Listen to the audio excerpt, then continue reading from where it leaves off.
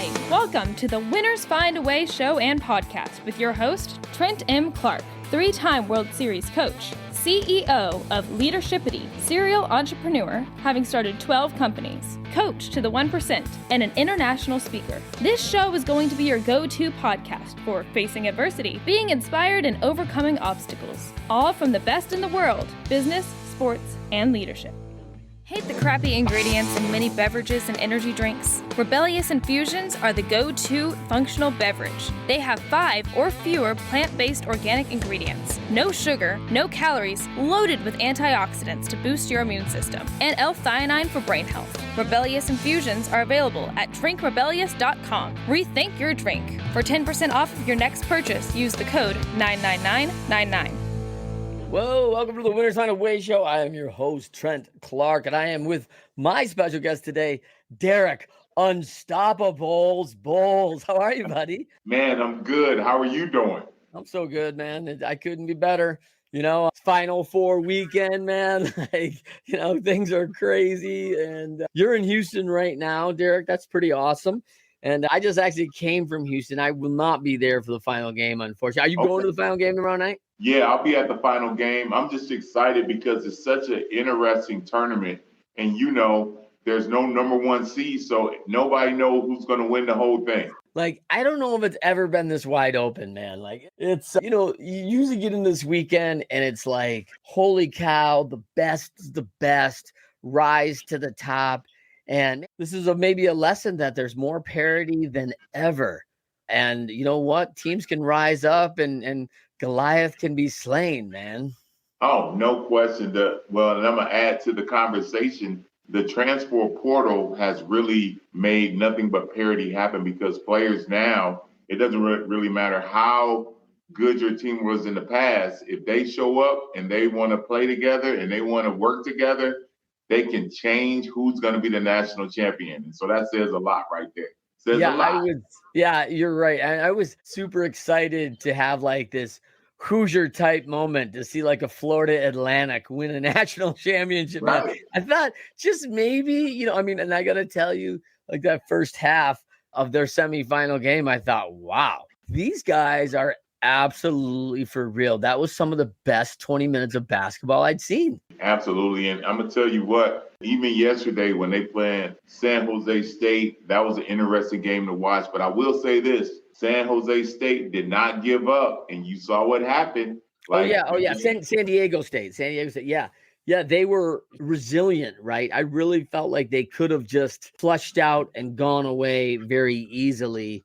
And, nothing there, right? And they did not go away. And Yeah, stuck to their guns, man. They're all about D, and they were like, you know what? If they can shoot that well in the second half, we're probably going to have to tip our cap to them. But you know what? They did not play the same second half. A lot of pressure. So it is a lot of pressure. There's a lot of pressure. So for everyone, thank you for joining us on the Winners Find a Way show. I am your host, Trent Clark. I am a 3-time World Series coach, international speaker, consultant, and longtime coach in professional baseball, as most people know, coaching in 3 World Series. And for Derrick, my guest here on the Winners Find a Way show, a fellow Michigander, which I loved, Yes, sir. Bringing it back to the roots, bringing it back to the Mitten State, and Detroit native, and grew up around the Belleville, Ypsilanti area, and played at Belleville High School, which is a powerhouse here in Michigan for sure. And under a guy that I have not I have not seen this guy forever, Mike Garland, longtime coach at Belleville, just retired. Also, longtime coach with Tom Izzo at Michigan State. And I remember barely, by the way, back when Tim Izzo took over, we were going at 100 miles an hour, and Mike was his first hire there. And as an assistant to Tom, trying to turn this thing around from a longtime, guy, taking over a guy like Judd Heathcote, who I think he'd been there for 20 years. Right. And a former national champion with Magic, and he a big name in the area. And I can only imagine these guys, much like we're watching right now, the guy who has to take over for Mike Krzyzewski, right? Wow, that's not an easy job. Oh yeah, it's a big deal. And now it's so much more to it, where before we were just focusing on basketball, but now we're talking about academics, we're talking about social life, we're talking about social media, we're talking about decision making. Like, the game has changed in multiple ways. And so, if you take over a big time job now, you got to be mentally prepared to handle it. You got to be a CEO. You got to be a CEO. No, that's really good. And I think, I was just going to say, there's a whole nother business component now with NIL and business transacting and all the things that are going on there too. I mean, there are a lot of balls in the air for these kids. And as you know, I'm in the NIL space, and it is, these kids, it is big commitment to be a college athlete. And I don't think it's ever been bigger. Oh yeah. Well, and as you know, a little bit of my history, I've been living in Idaho for a while, and we have a kid who's a quarterback at Boise State, and Green is his name, and he's very, very good. Probably has NBA upside that's off the table. And everybody's trying to get at him. Everybody's trying to get access to him. Everybody's trying to influence him. But the truth is this NIL has really made it challenging, because if I'm a kid and I'm thinking about having resources and access to money, I'm going to try to do what's best for me, but not thinking about the long-term repercussions, because it's bigger than just receiving money. You got to pay taxes on all that money too, so you know. Big deal. So, we got to educate the student athletes too. Yeah, it's a lot different than you and I were athletes in college, right? I think you played at Idaho State, and man, when we were coming out, there was a lot to think about. Don't get me wrong, but man, it's very different now. And I talked to a lot of guys. I know you and I were down at the Super Bowl together, and they're talking to guys, and it's funny because everyone's, I would have made $1.5 million a year, and if I was in college. I'm like, yeah, okay, whatever. Like, you're 20 years old and you got 15,000 things to do in a day, and it's not easy to actually go out and get it done. But yeah, so that's such a big deal. So let's talk a little bit about Unstoppables is your podcast. You are the host, and Mike Garland joined you in that podcast, which is very cool. Talk to me quickly about that, about the message there on the podcast and how that's going. No. First and foremost, I'm excited because, one of the things that we love about the Unstoppable Tough Talk is what we're calling it, because we're not just focusing on athletics. We're focusing on everything that comes with athletics that could be a byproduct. So we're talking about, life, relationships. We're talking about, how are we dealing with some of the crises with the inflation. We're talking about the fentanyl issue. We're talking about everything, because we have a different perspective, and you got to remember, you get Coach Garland and I on the podcast, and then we get a couple guests who really can add value to the podcast. People want to hear what we have to say because it's powerful. It's a big deal. Yeah. No, I think it's so good. I know you provide some online learning on the backside for leadership development. Just involved with the Black Colleges Coaches Alliance. Talk to me a little bit about that. I know they're meeting this weekend in Houston, and a lot of the NABC, always a big weekend with Final Four. I know everyone thinks about the games, but there's a lot of development that's actually going on this weekend, a lot of learning, a lot of hey, let's get back to a couple things we're missing and what we're not doing well. And man, I think there's so many things from this athletic side that you're talking about that's so huge, and we're going to get into a couple of those, but let's talk quickly about what you've been experiencing down there. Sure. Well, obviously, being here at the Final Four, and people don't realize this is really a chance for coaches, for athletic directors, for people who understand the game of basketball, really to get a chance to come together, network, build relationships, and more than anything, spend time. And then, so this is the second time that they've done this, the second annual. And then I got invited. One of my good friends is Travis DeCreur. He's the head coach at Montana University. And then also Dietrich Taylor, who is a head coach in the West. And they invited me to attend, and it was unbelievable. It was really good to have, and I want to make sure I say this because I think it's important, to have, primarily minority leaders come together, right? Athletic directors, head coaches, Division I, all the way down to NAIA, all the way down to high school, all the way down to clubs. Everybody getting a chance just to connect and support and really brainstorm.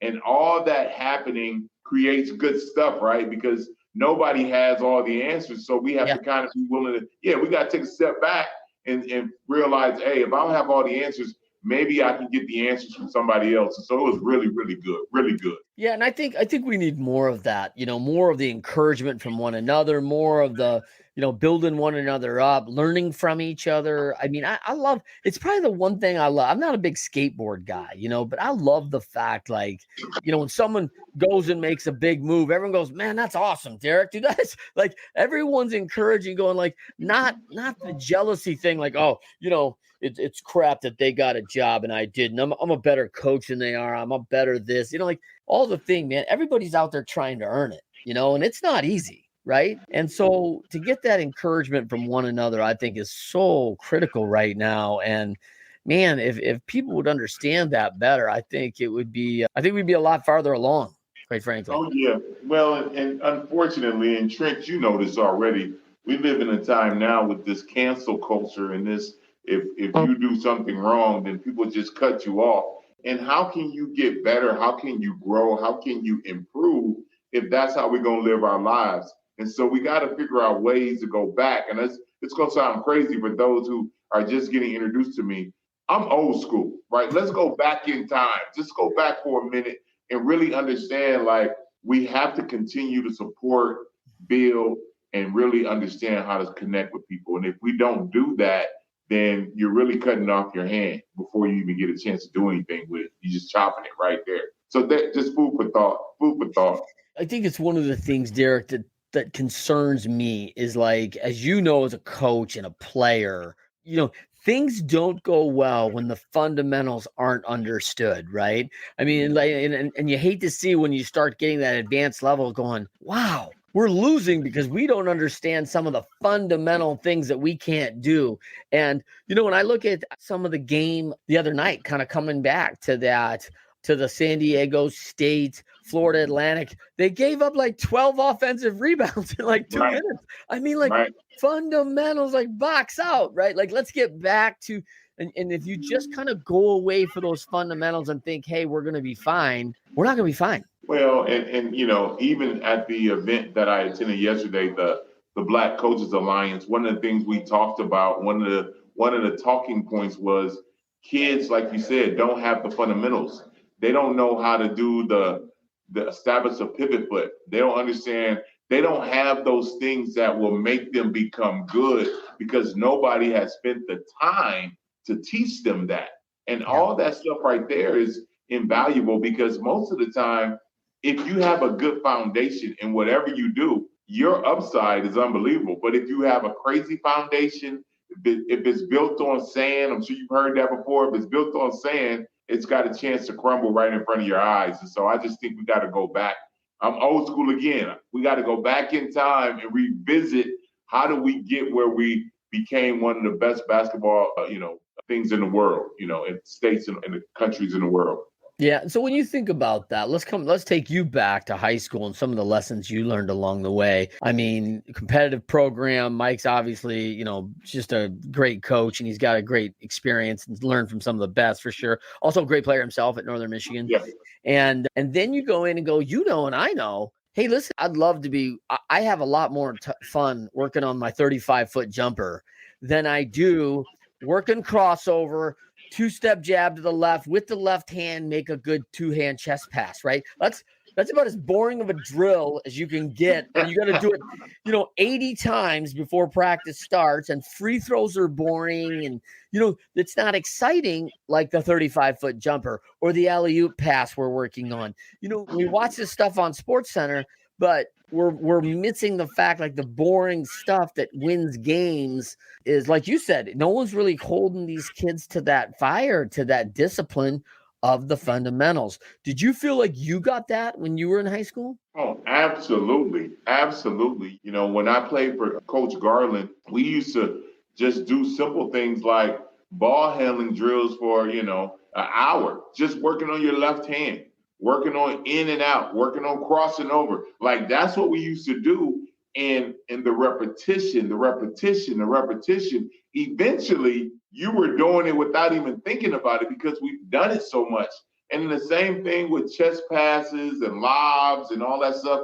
We would have drills where we would just work on snapping the ball, receiving the ball, stuff that nobody wants to teach, because everybody has gotten to this idea that if you can have a kid go through a cone and react and all that stuff, that you're developing the player. But that really doesn't develop the player, because there has to be some adversity to that player. Like there has to be somebody who's guarding that player, putting their body on that player, putting their arms around that player so that they can understand how to make a move and get bumped and still go finish it and finish the play. Yeah. Right now, everybody is using, it's really, we're playing a game with the game of basketball from a psychological perspective, because they're using the cones, but they're doing it really just to generate revenue instead of really trying to help people become good.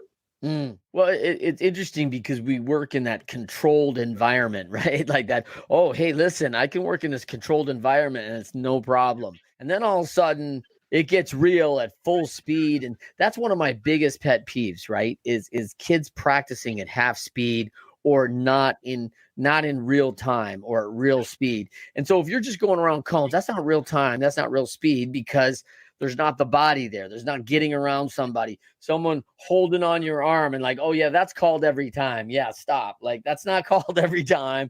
You're not going to get that. People are going to be leaning on you, and learning to play the game that is so more physical than people really realize. Well, and I want to add to that, one of the things that resonates with me is, even when I was in high school, one of my really good friends, Carl Bowe, we called him Butt. Another one of my good friends, Rodney Hill, we called him Rock. And then Ron Hunter, we called him Heavy. And we would work out, we would shoot, we would go through ball handling. And then at the end, we would play one-on-one. Like it would be a game of, okay, now we done all of this work. Now, who's going to win this game to see how we're going to play? Because we wanted to get better. Now, guys, I have a son who's 6'7", who's pretty special, and the coaches are so concerned. They don't want him to do this. We don't want to hurt his knees. I'm like, dude, if I survived and I'm sitting in front of this camera with you right now, Trent, smiling, I think he'll be okay. We're not going to lose him because he hurt his knees. We have to realize we got to challenge people to become better. But unfortunately, we get in this comfortable space where we don't want to challenge each other, and that creates a lot of problems. Yeah, I think we're looking at that and it's a progression, right? Like, hey, I handle the ball on my own and I do my drills, and then I handle the ball around cones in movement, and then I take it to the court and start working around some bodies, and then I take it to that one-on-one. Let's see if I can do it. Then I gotta move on that 3-on-3, 4-on-4 half court level and see if we can create space, and I can continue my skill level through activity and through multiple, variants. Now, then we take it to that next level. I mean, I think that's just natural progression, but I feel like we skip steps. But I want to come back to one of the things you just referenced, which is sitting here right now. What most people don't know is that you've been through the ringer on your health from the time 2013 really kind of set you off. I mean, a brain aneurysm, cellulitis, 2 strokes, 2 heart surgeries, L1, L5 for your back. I mean, this has just been. And was this caused from basketball? Was this talk to me about how this all started? No, I think that's a great question. I think, sometimes, you get put in a situation, and I love even what we're talking about right now. Like, how do you become a 1%er? Well, I really went from going through being a high level athlete, playing at a very high level, played, Taipei, Taiwan, Japan, Australia, had a great career. And then when I finished, my body decided that it was exhausted. It was tired. Yeah. And so on the flip side of that, sometimes we have to be willing to listen and honor our bodies. And I really didn't want to honor my body. And on the flip side of that became the health challenges that you just listed. And so we got to really understand, like, a lot of that is if you go hard and you do everything hard and you live hard, if you're not taking care of your body, there's going to be repercussions. Yeah. And so it was a challenge, but I want to make sure I say this because I think this is probably the most important thing. I never lost my faith during that time. So even though I was going through it, my faith was as strong as it's ever been. So I want you to feel me when I tell you that, because for me, that's really what I think saved me from not being here talking to you right now. Yeah. No, I think that's really important because, I mean, we talk about life or death. We talk about what that is. And very few people actually face that and come back. And so we have these moments and we think like, hey, yeah, I'm going to be strong in this. Yeah, I'm going to lean on. And I've seen a lot of people that, man, it's been tough, right? And they've lost their way through hard times. And I've also seen people that have gone through absolutely horrific times. And man, just the rock of their faith, it's just been like it's absolutely admirable. And man, it's back to that song of do I have what it takes? When it really comes on the line, I don't know if I get challenged, am I gonna rise up? Right. Well, and like I said, it's that 1% that I looked at how we started the show. Like, you have to really have a chance, and I want to make sure I share this, to really look in the mirror and see what do you have, like, and then you have to really tap into that, because at the time your body's going through stuff that it's never been through.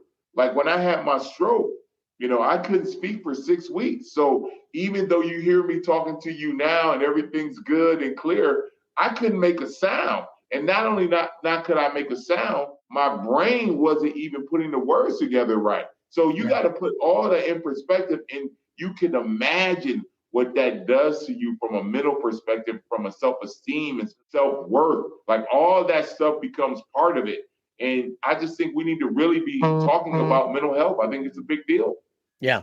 No, I think it's no doubt. Let's come back to a little bit of a 1%er. Every 1%er overcome some things in their lives. And by the way, there's a bunch of confidence in that, right? Because when we face hard things and we come through on the other side, we're like, hey, things don't look so hard anymore. And when you think about, people growing up in your neighborhood, right? And when things face tough things like parents divorcing or fathers going to prison, and you get these challenges along our way.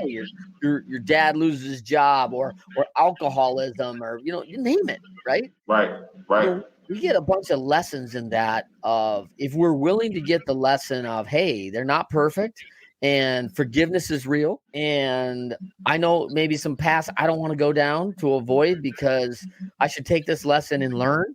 There's just all sorts of things there that I think the other challenge of this is when someone's gone through really hard times and then you ask me to run a 6-minute hard mile for practice. Like, yeah, like I don't love that, but like I've been through a lot harder crap than that. Like, like a 6-minute mile, like whatever. Like, this is basketball, or this is nothing. Like, this isn't hard. Life's hard. This is easy. Right. Right. So let's talk a little bit about, when we talk about that 1%, I want to dive into a little bit of what you said something earlier, which is, on your show, you really start guarding into those other things, not the X's and O's of the crossover dribble or how to shield your body on a layup. Like, the thing's really about, there's a lot of skill and talent out there. There's a lot of people giving instruction out there. That's great. But, I remember telling my son, as he was coming up and being recruited, like, hey, we're monitoring all these things on our kids, from how competitive they are, how disciplined they are, how well they're keeping and maintaining their health and their body, what food choices they're making, where are they at psychologically, are they coachable, do they have a desire to continue to improve, are they lifelong learners, are they willing to sacrifice for their team, are they good team members? And I'm like, hey, man, I haven't talked anything about hitting a ball and running fast and throwing it yet. Right. Because at that level, everybody can do those things. So the intangibles, quote unquote, right, are the things that we're watching so well that ultimately lead to the success levels that we need. Talk to me a little bit about that, about your learnings. Well, one of the things that I always say, it's a lesson or a blessing. That's really what it is. So if you keep your mind in a place where you can really look at it and think about it as a way for you to grow and change and develop, then it removes this victim mindset that a lot of people have, right? A lot of people just give up when things get crazy. And you got to remember, man, and you and I already know this, Trent, we only get one shot at this, right?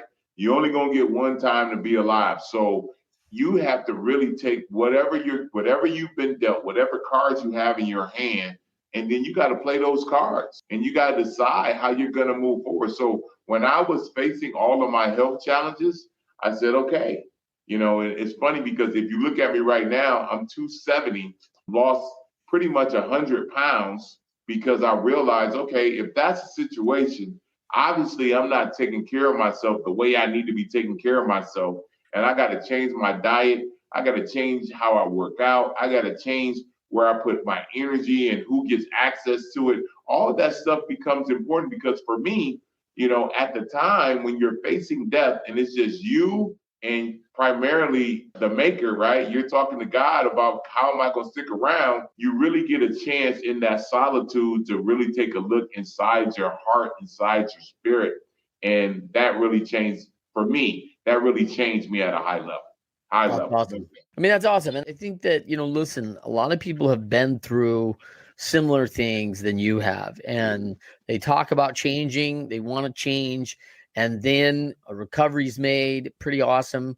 And we slowly drift back to our old ways, right? Like, so how does someone in your position, you've got a line and you're here and you want to go to that future reality, like your current reality, especially right when you recover, right? Your current reality is not great because you're like, hey, but now I'm feeling better. I want to go back to this future reality, which is going to be better. I'm going to be healthier. I'm going to be good for other people. I'm going to contribute in a lot of different ways and show people the blessing and the lesson that I've learned along this way. And so you got to get going, right? You got to take action. Talk to me about how do you stay along that line up to where you want to go? Need to hydrate but tired of plain old water? You need Rebellious Infusions. No sugar, no calories, loaded with antioxidants to boost your immune system, and L-theanine for brain health, 10 organic flavors, and convenient liquid packets. Just add 16 ounces and you are on your way. Rethink your drink at drinkrebellious.com. For 10% off your next purchase, use the code 99999.